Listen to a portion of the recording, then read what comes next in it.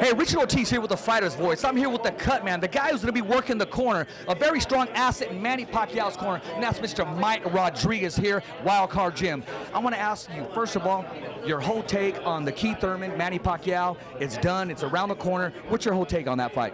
It's a big event. You got two champions, one a young undefeated champion, one a Hall of Famer, 8 division world champion.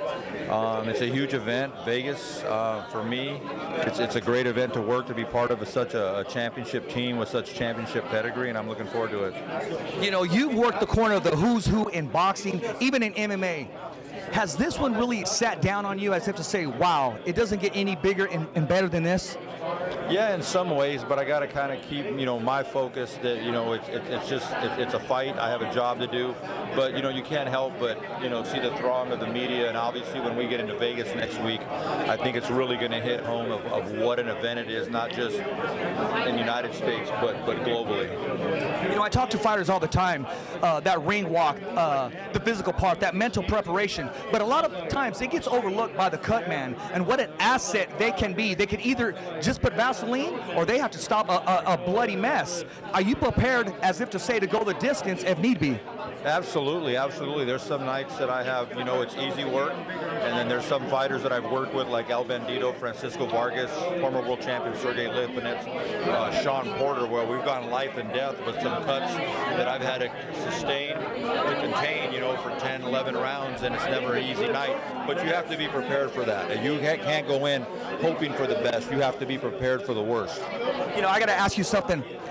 My co-host for the Fighter's Voice Knockout podcast, my co-host is a cut woman. Her name is Carol the Cut Woman. What advice can you give her breaking into this tough industry, especially being a female and a lot of, I want to say, men-dominant sport? But she's here to change that perspective and put her mark on the sport. What advice you got to give to her? Well, like the same advice that I would give any Cutman, you let your work product speak for yourself. Don't let your personality or a funny nickname or a funny little gimmick or a hat, let your work products speak to themselves. Too many people now, because it's fashionable to be a Cutman, but if you look at all the top Cutmen, they're very low key. They don't get paid for what they do. They get paid for what they might have to do. And don't mind working lower level stuff. That's where you kind of cut your teeth, and that's kind of where you learn your craft.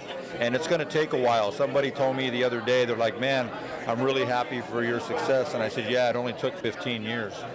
Exactly. Hey, enough said. From one and only, one of the world's best. If I had a fight, he'd definitely be in my corner. It's a wrap. Wildcard Gym, LA, Hollywood, California. Thumbs up for Richie. I'm Bob Arum, and I'm with the Fighter's Voice. My name is Andre Ward. Knocking out the competition. Fighter's Voice! The Fighter's Voice.